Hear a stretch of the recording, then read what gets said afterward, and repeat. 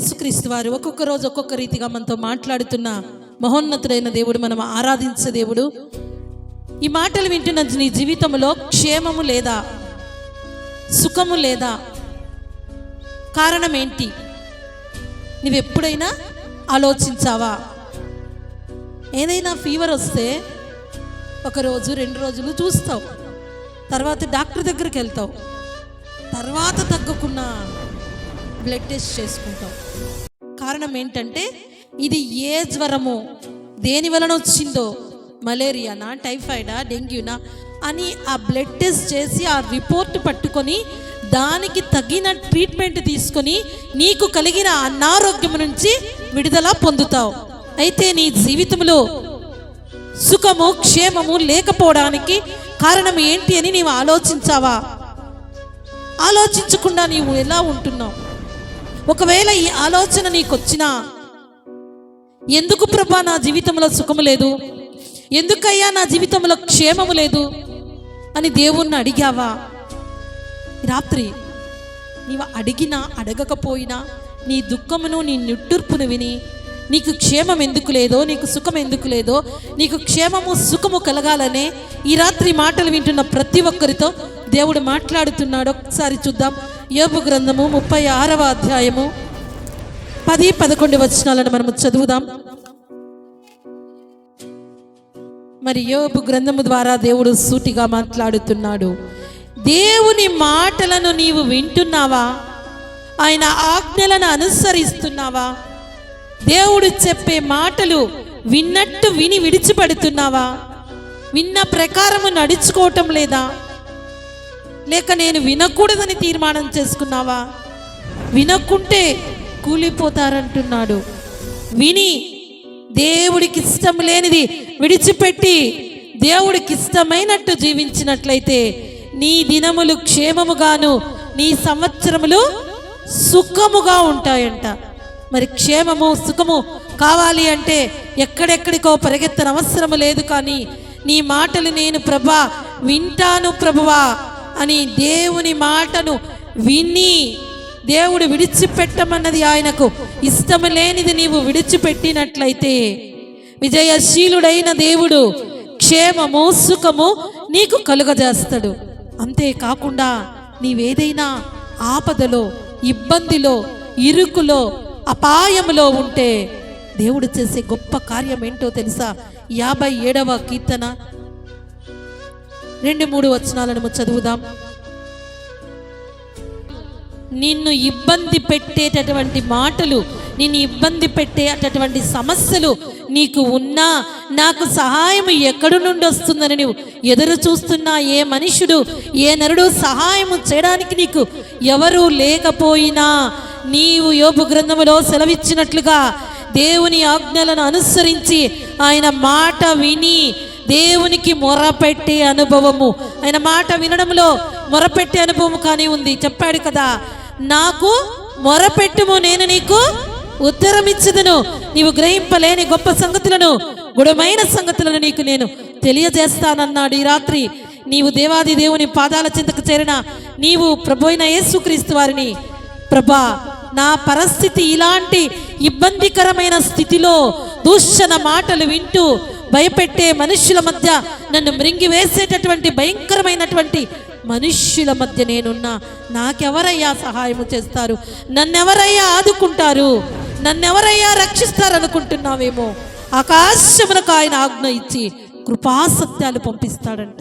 ఎంత గొప్ప దేవుడు! ఆకాశమునకు ఆజ్ఞ ఇచ్చి కృపాసత్యాలు పంపించే కృపాసత్య సంపూర్ణుడైన దేవునికి మొరపెట్టు. దేవుని సన్నిధానములో దేవుని మాటలను విను, ఆయన ఆజ్ఞలను అనుసరించు, విని విడిచిపెట్టకు. ఎంత విన్నట్లయితే సుఖము క్షేమం వస్తుంది. అంతేకాకుండా ఆపదలో అపాయములో ఉంటే ఎవరు? ఆకాశానికే ఆజ్ఞ ఇచ్చే దేవుడు. ఎంత గొప్ప దేవుడు! ఈ రాత్రి ఏ మనుషుడు నీకు సహాయము చేయకపోయినా, నాడు దైవజనుడు కరువు కాలములో దేశమంతా కరువే. అయితే కరువు కాలములో దైవజనుణ్ణి నీవా కెరీతు వాగు దగ్గరకు వెళ్ళు అంటే ఆ దైవజనుడు కారణము చెప్పలేదు. పట్టణంలో అయినా ఉంటే నాకేమైనా దొరుకుతుంది కదా అనుకోలేదు. కానీ దేవుని మాట విన్నాడు, ఆయన ఆజ్ఞలను అనుసరించాడు, దేవుని మాట చొప్పున వాగు దగ్గరికి వెళ్ళాడు. అయితే ఏ మనుషుడితో సహాయము పంపలేదు. కానీ కాకోలములకు ఆజ్ఞ ఇచ్చి ప్రతి ఉదయమున సాయంత్రమున రొట్టె మాంసమును పంపించి సమృద్ధి అయిన ఆహారముతో కరువు కాలంలో సంతృప్తినిచ్చిన ఆ సమాధానాధిపతి అయిన దేవుడు. దేశమంతా కరువే. కరువులో ఒక పూట తింటున్నారు, ఒక పూట పస్తుంటున్నారు.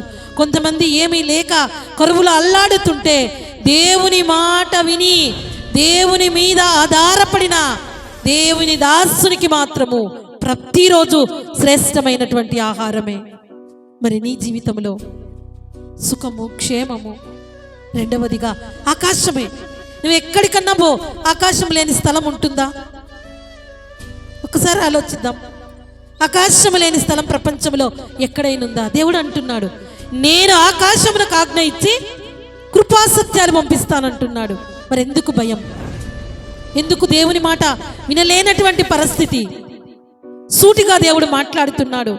నమ్మదగినటువంటి దేవుడు, నమ్మదగని మన కొరకు ప్రాణము పెట్టి మనలను కొని పిరికి ఆత్మ ఇవ్వలేదు, దత్తపుత్రాత్మను మనకిచ్చి అబ్బా తండ్రి అని పిలిచే వారసత్వ హక్కునిచ్చిన వాత్సల్య పూర్ణుడు ఈ రాత్రి నా ప్రియ బిడ్డ.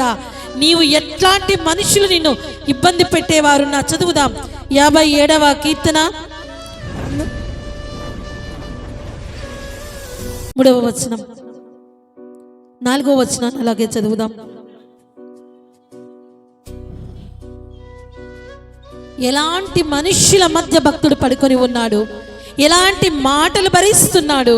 అయినప్పటికీ దేవాది దేవుడు ఆకాశమునకు ఆజ్ఞ ఇచ్చి నిన్ను నన్ను కృపాసత్యములతో దీవించడానికి దేవుడు సిద్ధ మనస్కుడై ఉన్నాడు. అలనాడు ఇశ్రాయేలీలు కానీ అరణ్యములో మాకు ఆహారము దొరుకుతుందా, దొరికిన మాంసము దొరుకుతుందా అని వారు మన్నాను తింటున్నారు, మహిమను అనుభవిస్తున్నారు. తిరిగి తన మనసును మార్చుకొని దేవుని మీద సంశయముతో అనుమానముతో ఉంటే మహిమాస్వరూపి అయిన దేవుడు ఆకాశమునకు ఆజ్ఞ ఇచ్చి ఆకాశ ధాన్యముతో దేవదూతల ఆహారముతో ఇశ్రాయేలీయులను పోషించిన గొప్ప దేవుడు. ఈ రాత్రి నీవు కానీ దేవుని వైపు తిరిగి ఆయన ఆజ్ఞలకు లోబడి ఆయన మాట వినాలి.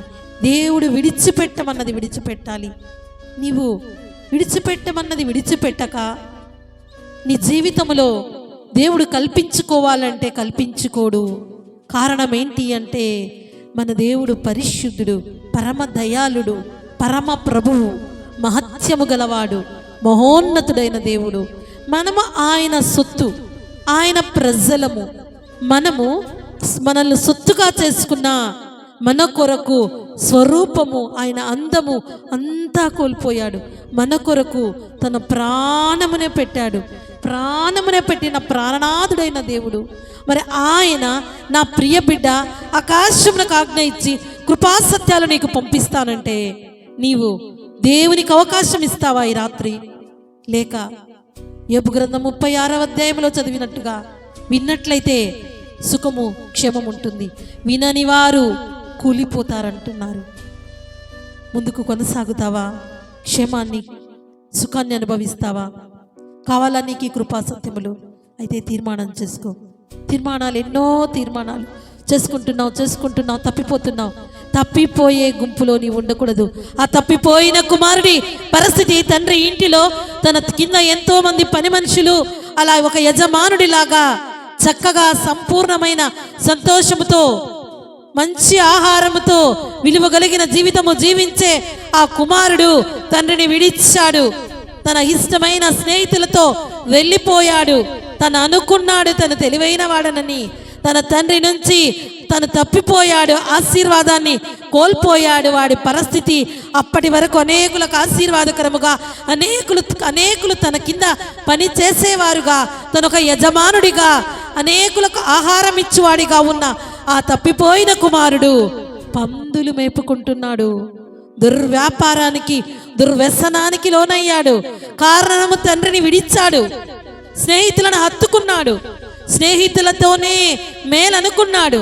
తండ్రి ఇంటిని వదిలి నన్ను అరిచేవారు, నన్ను చూచేవారు, నన్ను ఇక కంట్రోల్ చేసేవారు ఎవరు లేరు, నా ఇష్టం నా సంతోషం అనుకొని తాత్కాలికముగా సంతోషం అనుభవించాడేమో కొద్ది రోజులు, తన ఆస్తి ఉన్నంత వరకు లోకంలోని సంతోషమా తప్పిపోయిన కుమారుడు. అయితే వాడి జీవితంలో పందులు తినే పొట్టు తిని ఆకలి తీర్చుకుందామనుకున్నా ఆ పందుల యజమానుడు వచ్చి అతన్ని అరుస్తుంటే అదెంత దుర్భరమైన జీవితం, అదెంత భయంకరమైన పరిస్థితి. వాడు అనుభవించవలసిన స్థితి అదేనా? వాడి జీవితం అదేనా? వాడు పందులను మేపవలసిన అవసరం వాడికి ఉందా? వాడి జీవితంలో క్షేమం ఉందా? వాడి దినాలలో సంతోషం ఉందా? వాడికి సుఖం ఉందా? ఇవన్నీ లేకపోవడానికి కారణం ఒకటే ఒకటి, తండ్రిని విడిచాడు. వాడు తండ్రికి దూరం అయ్యాడు.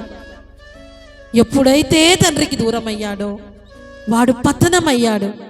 ఈ రాత్రి పరమ తండ్రి అయిన దేవునిలో నీవుండి తండ్రి మీద ఆధారపడి నీ మాటే వింటాను ప్రభువా, నీ ఆజ్ఞను అనుసరిస్తానయ్యా, నీకు ఇష్టం లేనిది నా జీవితం నుండి నేను తీసేస్తాను ప్రభువా అని తండ్రిని హత్తుకుంటావా?